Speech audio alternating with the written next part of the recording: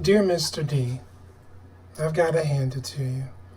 You're consistent and predictable, obsessive and habitual. I'm sick of rubbing disappointment into my skin like lotion, trying to soften the guilt of bad choices and setbacks. It's not always my fault, but I'm used to showering myself with blame. It's my default setting. It's how I end some days.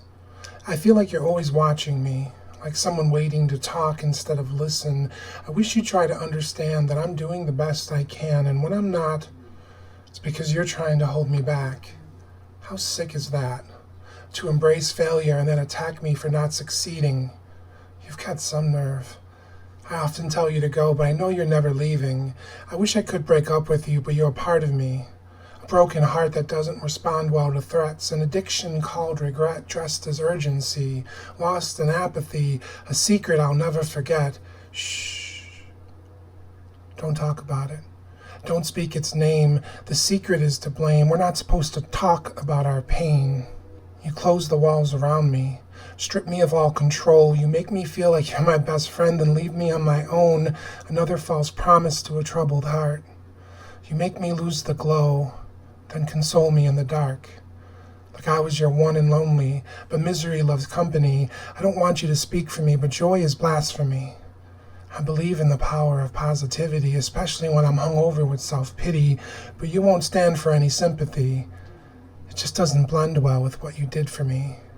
Sometimes you disguise yourself as insecurity, other times it's low self-esteem. You always find ways to trick me. You're beyond unfair. You're mean and clever. You use the fact that I'm low-key, quiet, to rationalize why I won't go out. You crush my ambitions. You don't really want to leave the house. You wouldn't know the difference between a choice and to obey, because you always get your way. Whether you're patting yourself or stabbing yourself in the back, it's hindsight. It's like sabotage with your left hand whenever the other tries to make things right. When you're at war within, there are no borders, no friends, only friendly fire. And it doesn't make sense. I've never seen someone so guilty over losing their innocence. So you need to eat your way, smoke your way, drink your way home, because loneliness is better when it's distracted, and you can't stand to be alone. Content to fix eyes on a screen, regretting choices while forgetting the value of me. And when the show is over, when the fiction is complete, the pain is still waiting, impatiently. Every mistake is magnified. Even the minor ones keep me institutionalized, set me on a bad course for days in the prison of my mind. Inaction breeds discontent. Discontent breeds anxiety. Anxiety brings fear. Fear breeds inaction. Rinse and repeat. Maybe this isn't for me. My history taunts me and calls me naive. Even though we're lonely, we make a great team. Oh, the memories.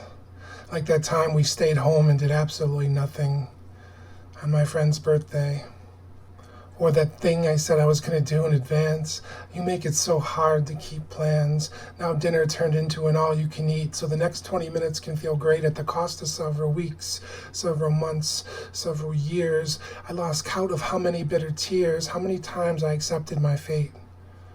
People say tomorrow is a new day, but tomorrow feels like a lifetime too late. You whisper sweet nothings when I need something.